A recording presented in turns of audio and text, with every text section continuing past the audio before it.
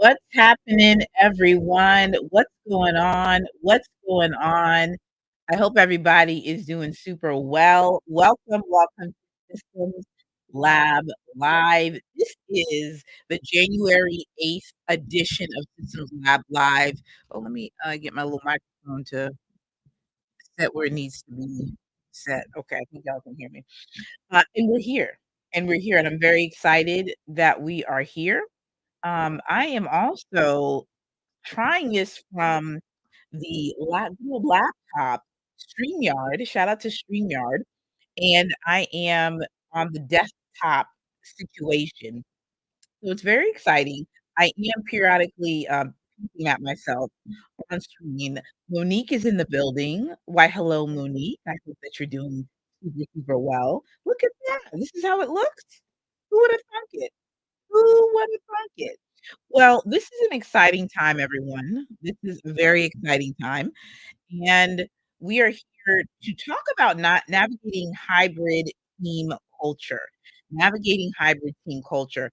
The theme for this month is there's levels to this communication 201.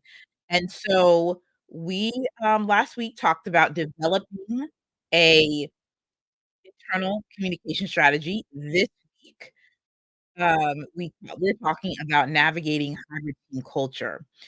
So that's really exciting. That is very an exciting topic. Now I want to just make sure we can go over to the to the Instagram. Oh, you know what? You can give your live. Oh, yes, you can. Oh, here we go. Oh, look at me. Look at me. I can see my own self. Look at me. This is me.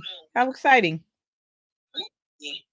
Okay, so that's really exciting to see. This is great for this one. Okay, we're gonna adjust the lighting a little bit. Okay. We like this. We like what's going on. Okay. This is very, very exciting. I just got really thrilled, really excited for a minute. Okay, everybody. Uh, here we are. Here we are. We are here, and it is again January 8th edition of Systems Lab Live. And why am I calling this there's levels to this communication 201? So why would I say there's levels to this? Because it is just my belief and my assertion and from my research and from what my lived experience is that in 2024, communication is gonna be the top skill set that project leaders need. They need this. They're gonna need this in 2024. Okay? This is gonna be the top skill set.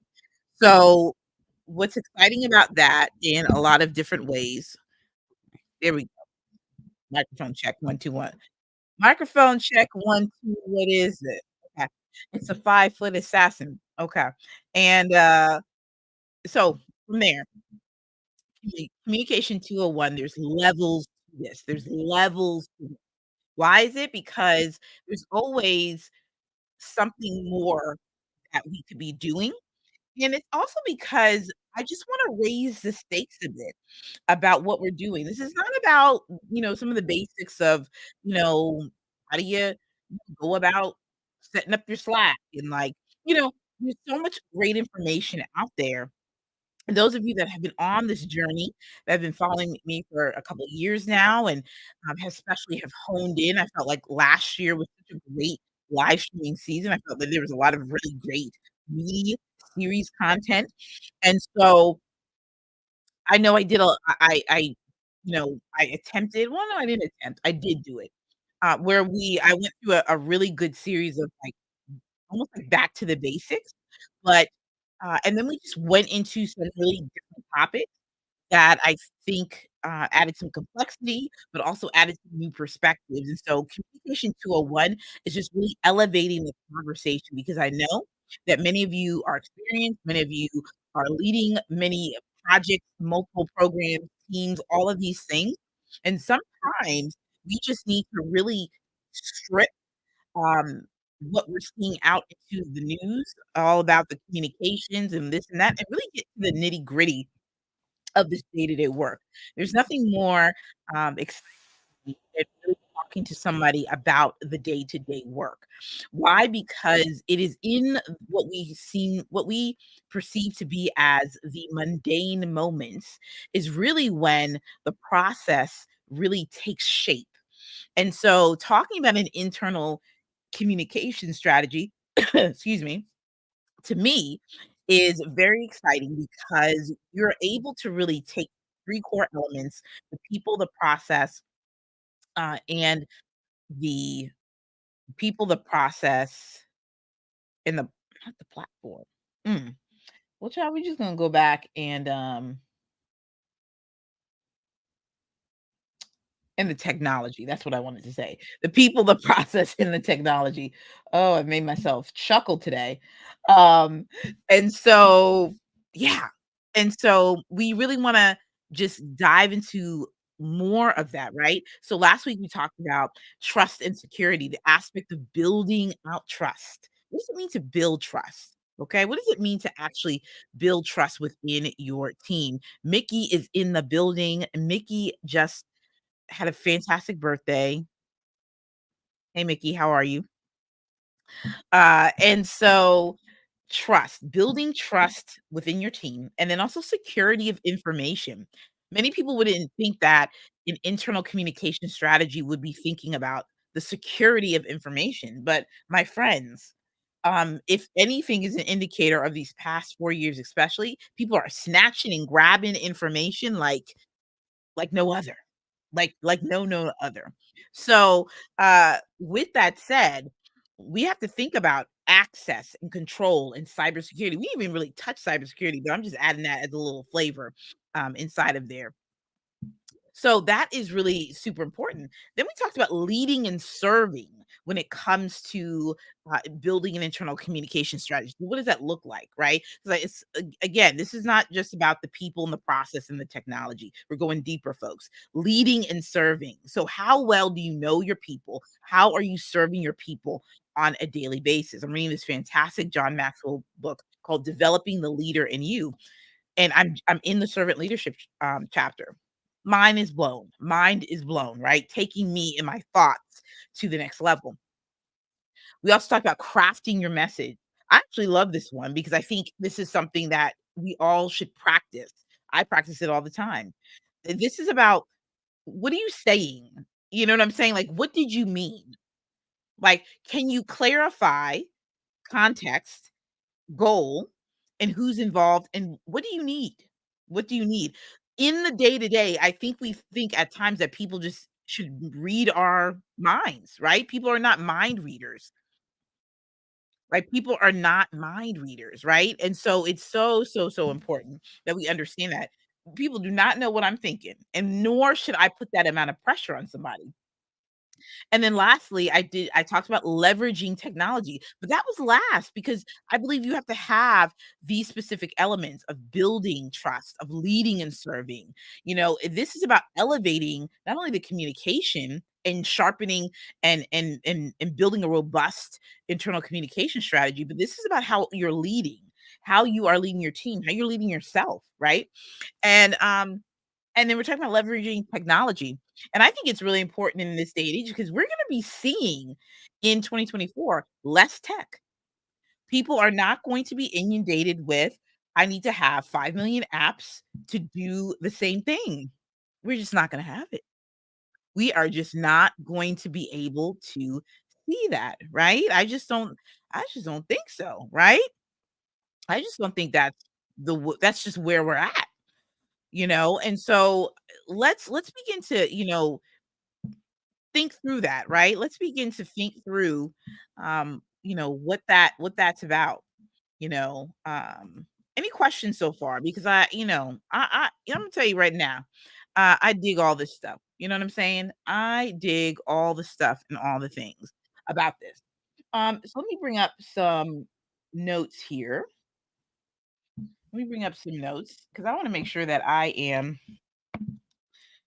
making it make sense. But in the chat, I'd love to know. This is day 8, and I do want to know, what are you all working on?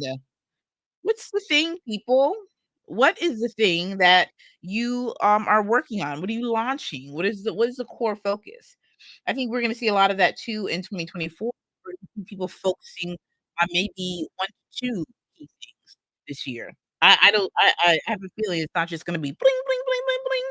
I that was the thing about if you were in what is it, Chuck E. Cheese, or what was the thing? Yeah, the little pinball. Come on. Remember that little pinball situation? I love that game actually. Uh I love that game. It was so good. Yeah, but what are y'all really focused on, working on in 2024? Well, and I guess maybe that's a bigger or a taller order to talk about. What about this month? Let's just stay there. What about this month? Okay, navigating team culture. Boom, boom, boom, boom, boom. Very good, very good, very good. Definitely want you to do this right quick for me. Is to text PM Huddle to 626-722-5444 to connect. Connect with me. All right. And that's where you'll get a weekly text message. It's great. It's a grand thing, people. It is a grand thing. And I like texting with my peoples. I got one tomorrow. I'm gonna be texting them, trying a little bit something new. I probably should have told them that I'm gonna try to switch up the days I'm gonna text them. Sometimes I feel as if the Mondays are the appropriate days. I actually wrote into transform the Mondays. That's what I'm trying to say. Because I wrote a oh no, my Sunday reset, my recent post on Sunday about rethinking work and productivity. And I'm a big, big proponent on how we're reshaping the way we think about Mondays, which I don't think we should be thinking about them as you got the case of the Mondays. Uh-uh. Uh-uh.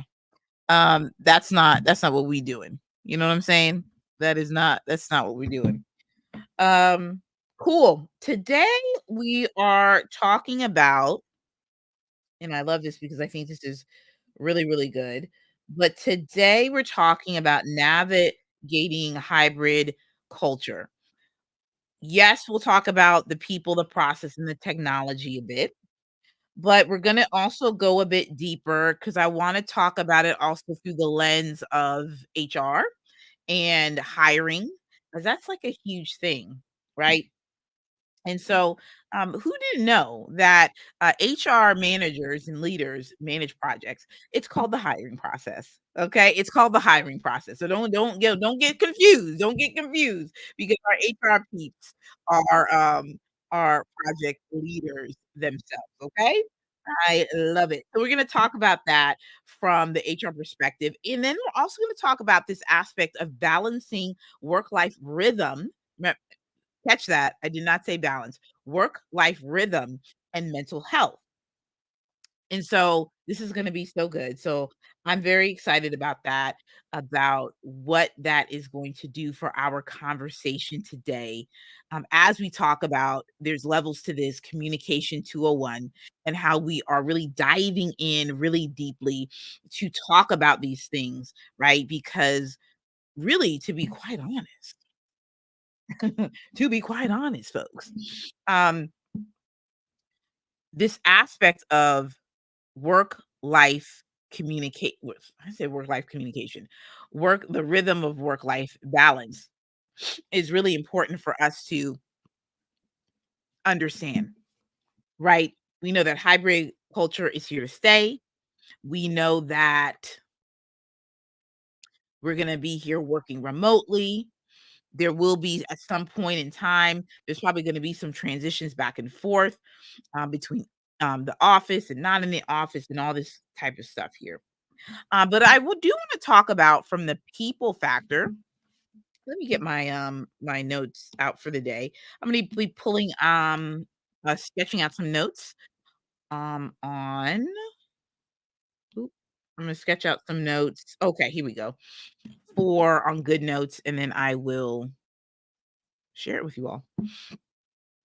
So, what do I want to say? The topic for today.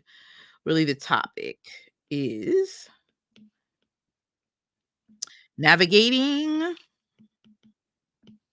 hybrid culture. So I do wanna, my first point that I definitely want to talk about, and I think it's really important. I wanna bring something up so y'all can see it in just a minute. Oh, I'm trying to get okay, here we go. Oops. That was not it. Do, do, do, do, do. Okay, here we go. Number 1, what I wanna talk about on this particular point is meaningful one-on-ones.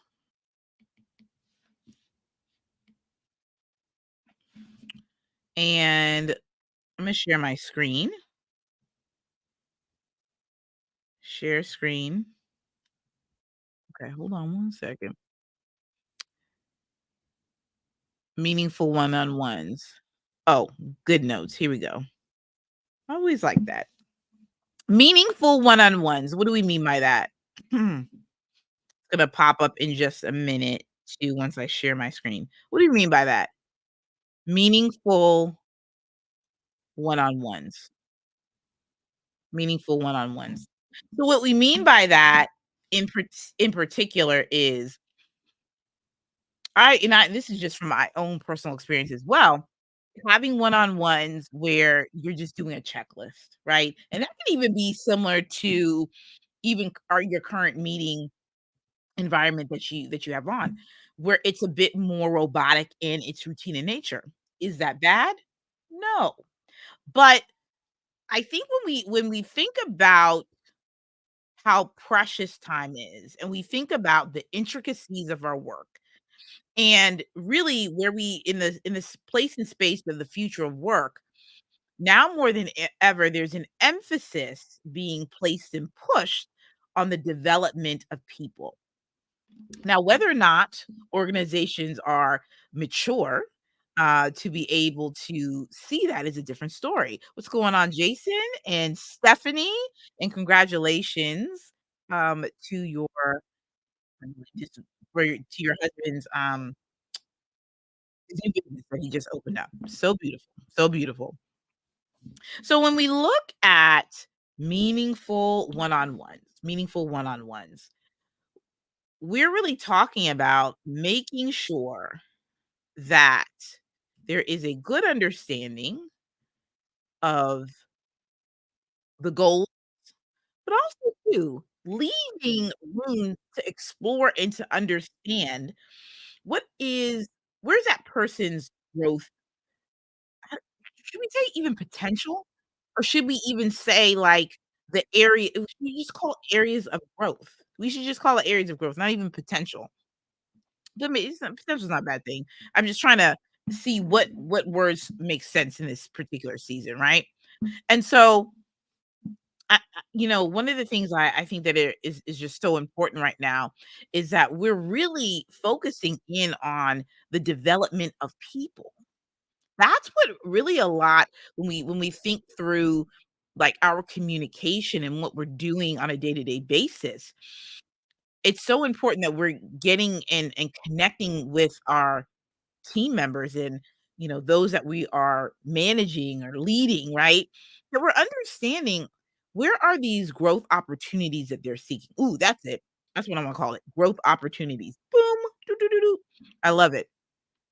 So that's what I absolutely I wanna see. I wanna make sure that, we have an understanding, of what that looks like. So, that's the one thing is meaningful one-on-ones. What does that mean? I remember I read this book called The Makings of a Manager, and it was by an ex-Facebook manager, and they were talking about all the different ways in which she got into her first leadership role, the hiring process, how she, developed her team, and she talked about meeting one-on-one with individuals and being being very open about everything, like everything from, performance to areas of improvement to what into making sure that the environment was very much a 360, that that person had the freedom to also speak on what the particular manager needed to improve.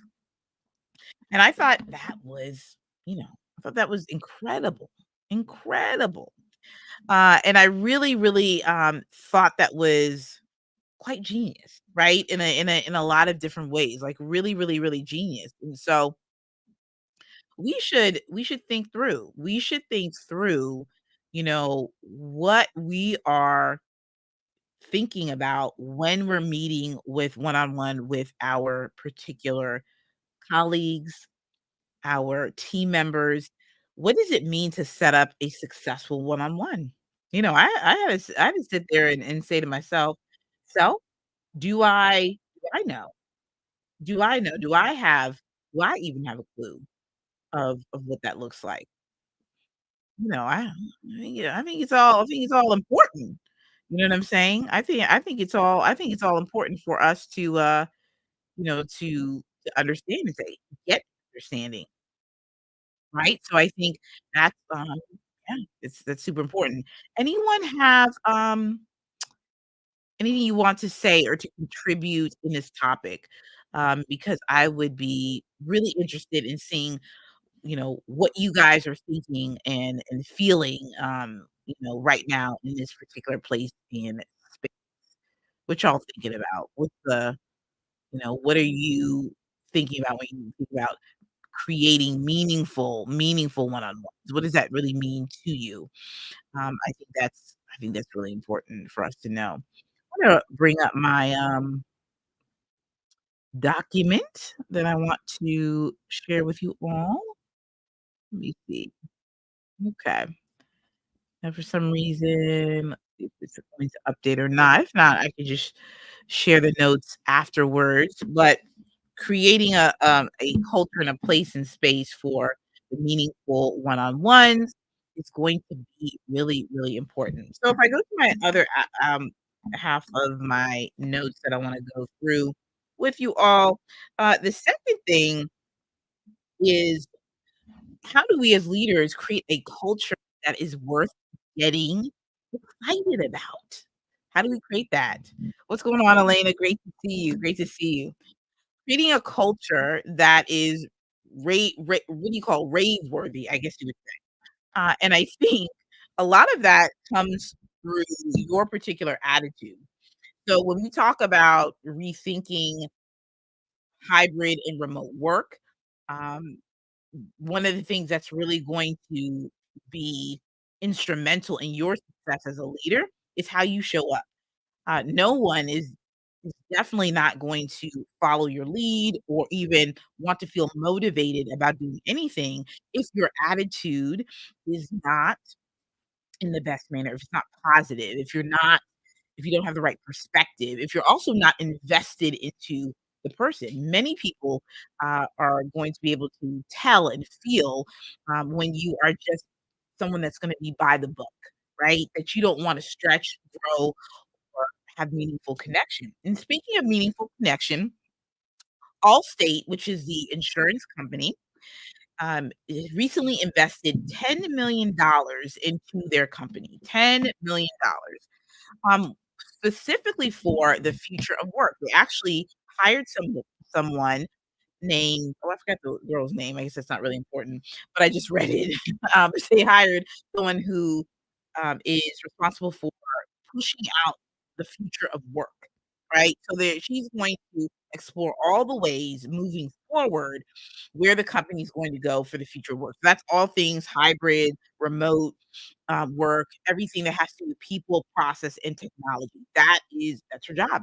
It's to study the trends. It's to implement the processes. It's to train the people. It's actually a pretty huge job, and so they invested $10 million. They earmarked that into their budget, $10 million, and they also have 57,000 employees in their organization, and guess what? They're not they're not going to have a return back to work thing. They're like, not they're going all remote.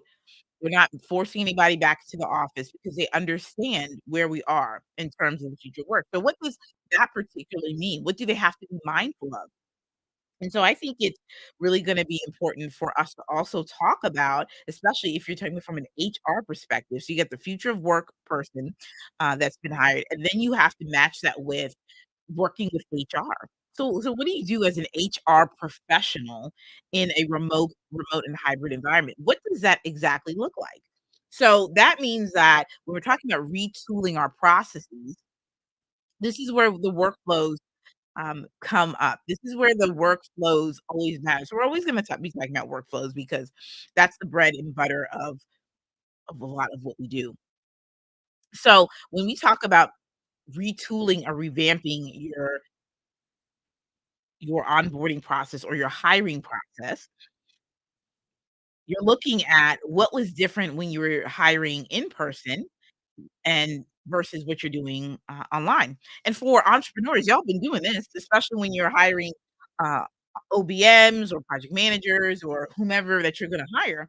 You've been doing this, right? But have you been formalizing the process in such a way where it doesn't really involve your energy and your time as much? And it's not to say that, hiring takes up a lot of the time, period. It doesn't matter the role, the position, what it is, it's always gonna be a thing, right? Hiring, it's always a process. So, I don't know if we'll ever get out of that, but can we do things in such a way where we start to rethink how we can streamline the process? Absolutely. So, especially when it comes to the future of work, you know, some things that have been really interesting that I'm wondering, if any of you all have experienced this.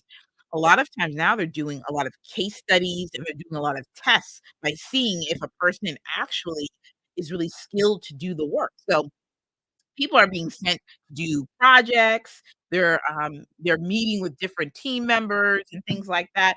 So the hiring process is really becoming a little bit more adventurous, I would say. It would be absolutely more adventurous than I kinda really thought it would be. But I think it's interesting. I think it's interesting, I think it's necessary. I think it's something that, when you talk about if somebody is a good fit, and I always go have a back and forth about if somebody's a good fit, because I think at the end of the day, you do have to give people a shot. Regardless if they did a stellar job on a case study or a presentation, I think you need to sit with somebody 90 to 120 days to see if they're gonna sink or swim. But I do believe that your processes and what you do in that role, in that position, also will either negatively or positively also affect a new hire as well. So I have a big thing also about equipping people to be successful, equipping people to be successful. I'm gonna write another note down. I'm trying to get my good notes up, y'all, so that y'all can, see a little something that I'm writing down. But, hybrid, let's see, HR practices, improving workflows. That's what we're trying to call it, improving workflows. So, a lot of times and I'm just gonna go on the entrepreneurship space of what I'm seeing. A lot of times I see, especially in Facebook groups or Instagram posts, this is what I see a lot of times, which is, "Hey, we're opening this position. Click here to apply." Some have Airtable, some have Google, what is it, Google Forms these days? Google Forms. Some may have Typeform, but typically it is Airtable, Google Form, or Google Doc.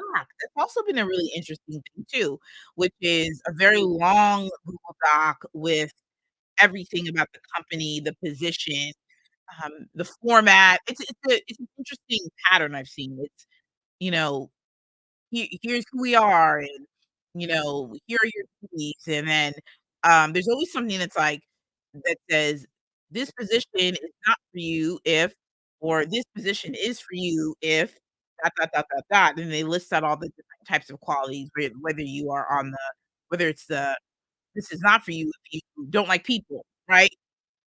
"This is for you if you love people," right? And they give you specific instructions and then a deadline. Some have the compensation. Most have the compensation, I think. Yeah. I would say most people have the compensation.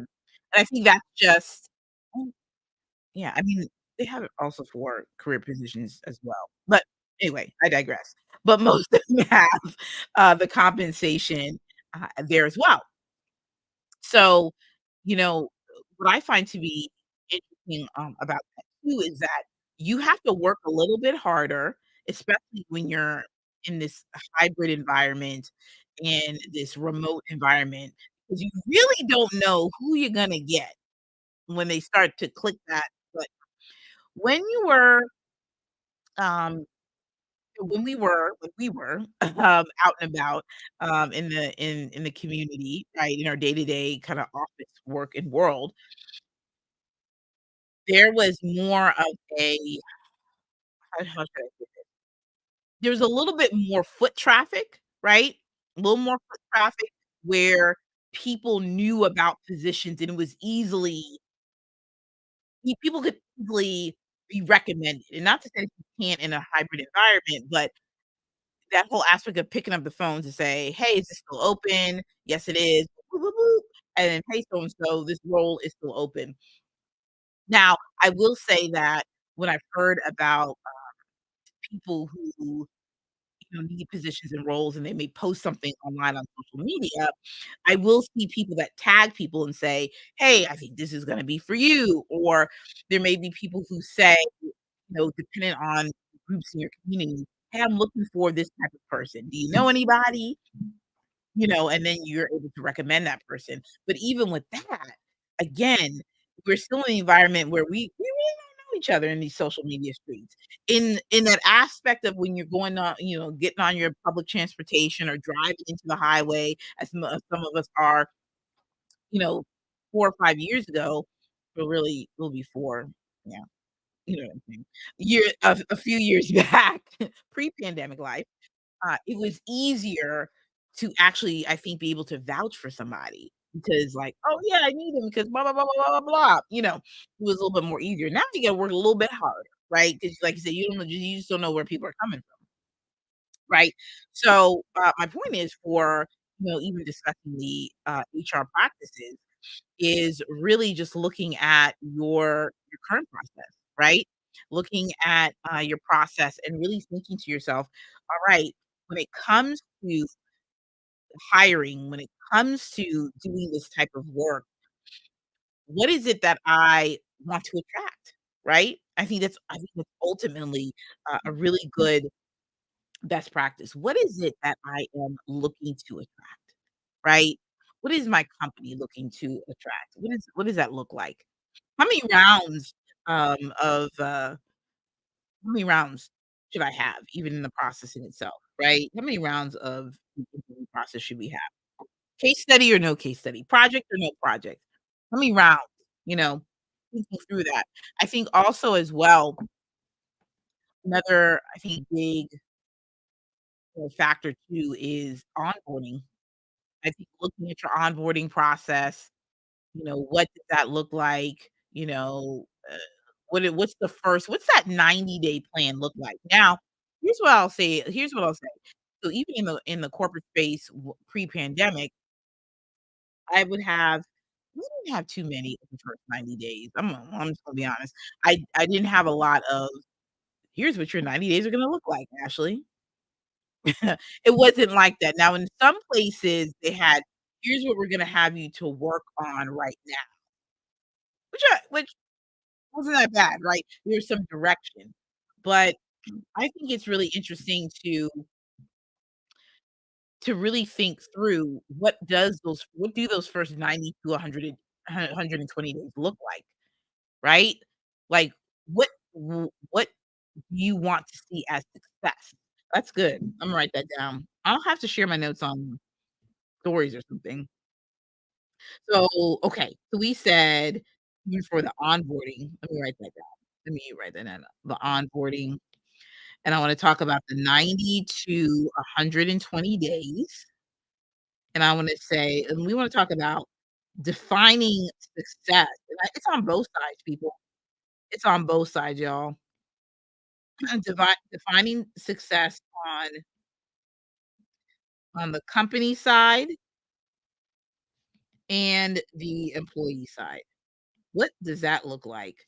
And that's where, again, more of the processes and things, come into play, like making sure that you have people that excuse me, making sure that you have your particular processes in place, right?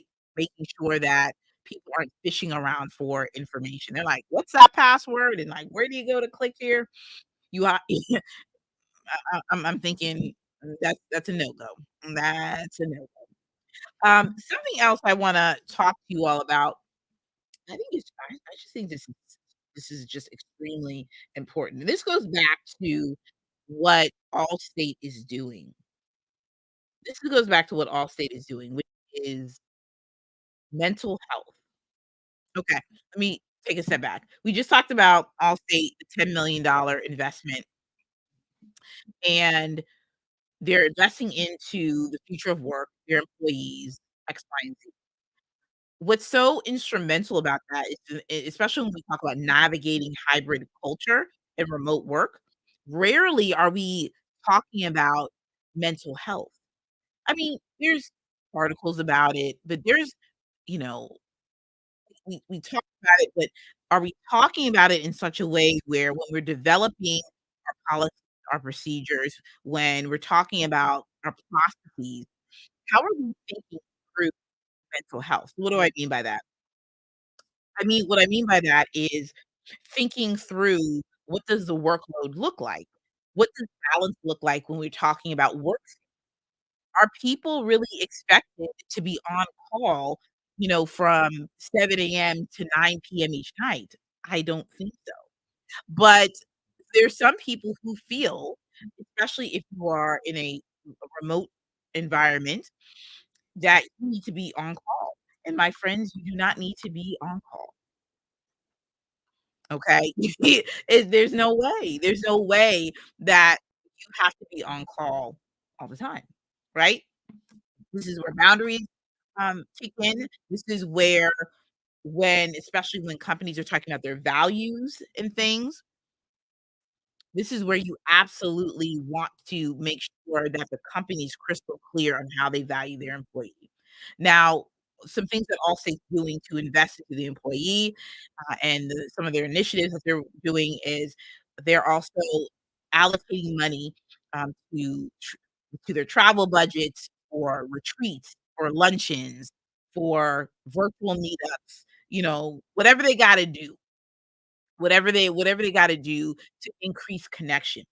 Because we've heard the statistics, and there's a lot of things out there about many different reports that talk about how there's loneliness, how people get depressed, unfortunately, and because they're isolated, because they don't feel connected to their team members. And so when we think about our internal communication strategy, we talk about developing culture. This is why I said a bit ago about how are you leading and how are you serving?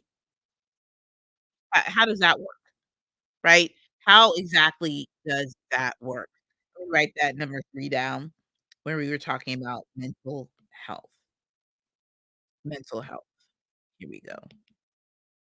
Mental health. Yeah, so my peoples in the audience, out here in the crowd, thoughts about what we're seeing, what I'm saying, what types of thoughts do we have? Talk to me about that. Talk to me about that, folks. I think that's really, really, really, really, really important. Okay. Okay, great. Okay, I think I'm gonna be able to you guys, I think I'm gonna be able to show and share a little bit of what I've been trying to share with you all. Hold on one second. We can we can get to it. Let me quit. Hold on, let me quit the good notes. And then I'm going to oh, you know what it is?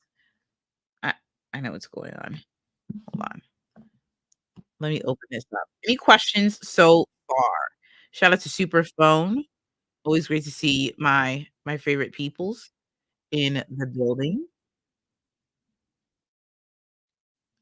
Oh, that's not it. I think this is yeah, okay. I'm going back here in a minute. Systems Lab Live. Okay. We have a lot of different things. Now,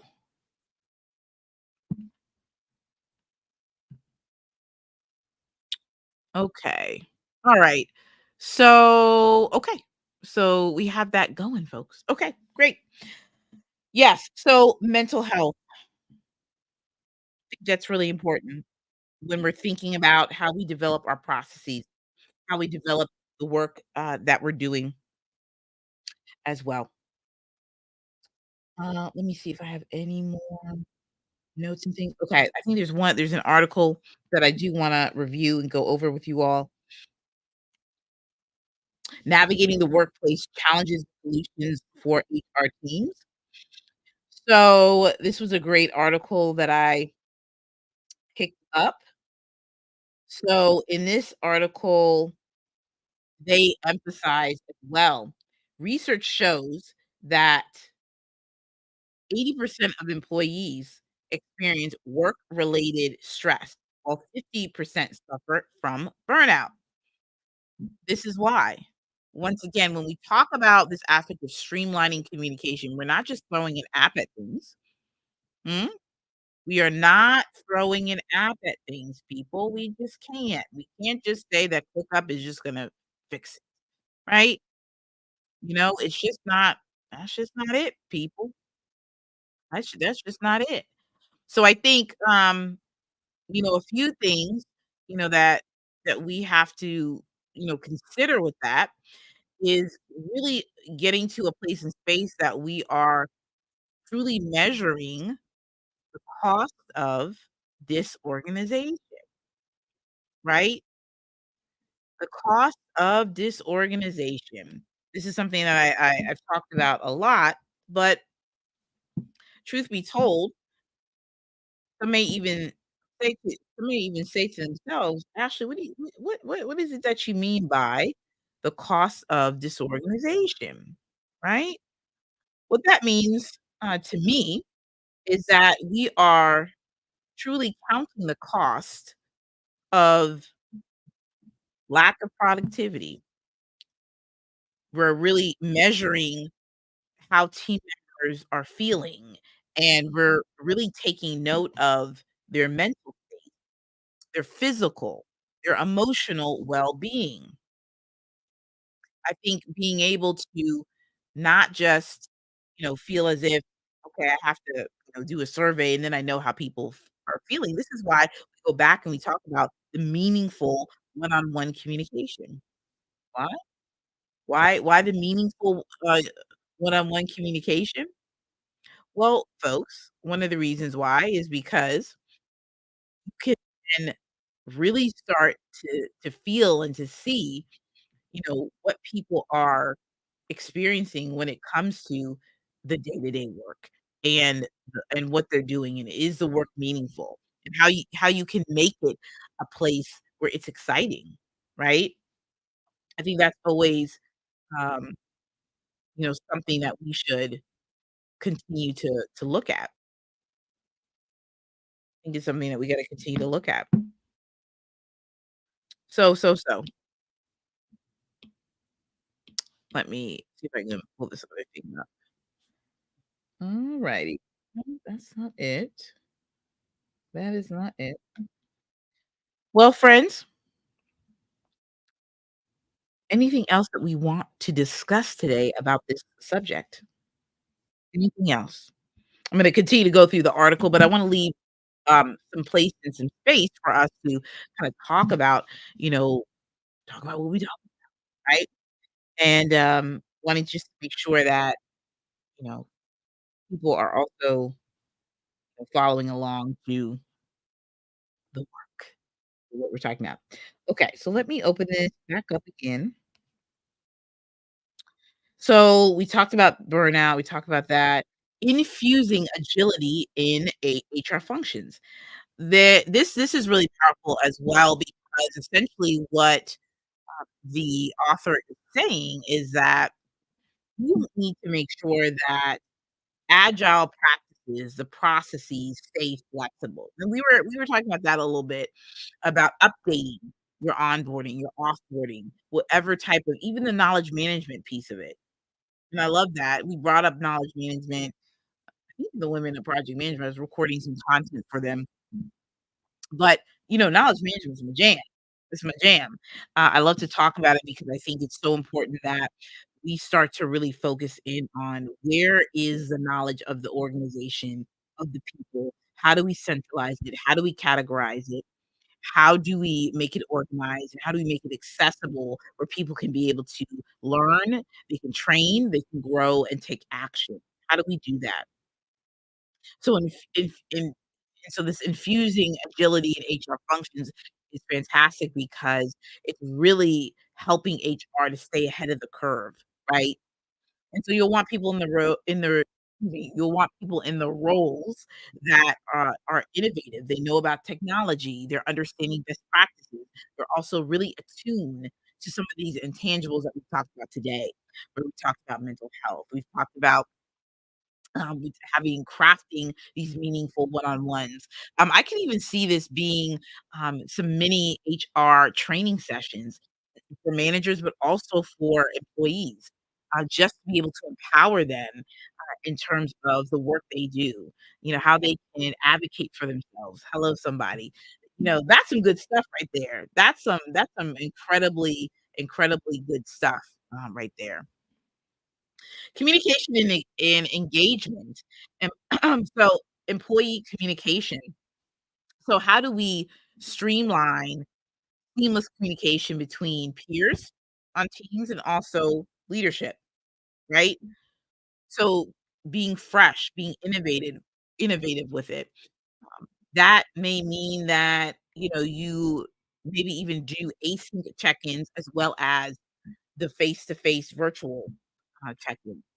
Maybe if you are living not living well, yes, living and working in the same city as individuals, maybe you get together on a monthly basis, a quarterly basis, biweekly, whatever the comfort level is, and set up, uh, really engaging ways for people to connect with one another. Let me put a pause right there, because many people think that this is something overnight. This is something that needs to take place all at once. And it's always going to depend on culture. It's gonna depend on buy-in, and it's gonna be dependent on the state in which your processes are, your tools, what you have in place. And so a lot of this operations, hybrid, remote work, everything, is really something that you should not be working on alone. And I'm talking to HR directors, I'm talking to even project leaders. This should really be a more collaborative approach. And so what I love about even what Allstate did, which was really fantastic, is they went to middle managers and senior managers and said, "Hey, where do you think we could be investing? Where do you think that we could be doing better? Like what does that look like? Mm? What does that look like?" So I think that's I think that's so super cool. Okay, cybersecurity. We talked about that a little bit. Cybersecurity, and that is something that's really important to really make sure that there is a process in place to have the right systems to ensure the company's data and the HR data are secure. So, yeah, that's all I gotta say about that. Let's see if there's something I just wanna see if there's another okay. Oh, I love this. 91% of employees say they that they stay longer with companies that invest in their development, remote reports at LinkedIn Workplace Survey. I couldn't agree more. Personal and professional development, another intangible of this aspect of navigating hybrid culture, investing in the skill set. We talked about those growth opportunities, and that's where they start to be uncovered during those meaningful one-on-one conversations, but also even as you are going about, building your team and building out your community, right? And the culture in which you're doing it. So, investing in training, that's always gonna be something. I love a good class. I love a good training. Let me tell you something. That's me all day or a day. That's something that I truly do love. And so I think it's just a no-brainer. It's a no-brainer. No-brainer. Well, everyone. I think we're at the time. We are at time, everyone. And, I've enjoyed myself. I have enjoyed myself. I've enjoyed this conversation that we have here. I think that, you know, I've learned a lot. Hopefully you all have, felt that you all have learned a lot. And, yeah, I, for sure want to make sure that you all, if you have any questions, if you have any concerns, let me know. Let me know. Let me know what resonated with you. Send me a direct message. This will be on my YouTube channel. I'll also put on some clips later on this week. But my friends, we have reached the end of our time. Next week, we will be talking about what we'll be talking about. Hold on, people. Let's see what we're going to be talking about. Hmm.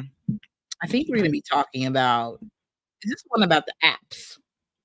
People always because people love to talk about good old apps. I tell you what. Let me see something. Your tech stack. Yes, ladies and gentlemen, your tech stack. Yeah, yeah, yeah, yeah.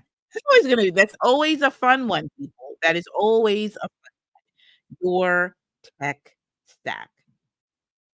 So, I love it. I love it. I think it's good. It's always a good one. Always a good one. So, we're gonna go over some fun things when it comes to your tech stack. And, yeah, I'm excited to go through that as well, and, yeah, just be able to chat with you all about what we're seeing and what's out there in the place and the space. So, it's gonna be good, y'all. It's gonna be good. That's it. That's all that we have this week.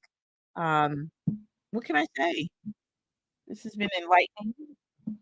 I'm gonna get my good notes up, y'all. I don't know what happened with my good notes. I always like to have a little instructional item for you all. So anyway, thank you all so much for tuning in to Systems Lab Live. We have been navigating hybrid remote team culture. Next week, we're going to talk about your 2024 tech stack. I was about to say your 2024 hybrid tech stack. It's just your tech stack. We're going to be talking about that. I do believe we're in the mode in the season of less is more. So we're going to talk about what that means and what you could possibly even cut back on. So that's it. Thank you all so much, and we'll talk soon. Bye. All right, y'all. How exciting was this? I love it. I love it. How exciting, y'all. All right. And we'll talk soon.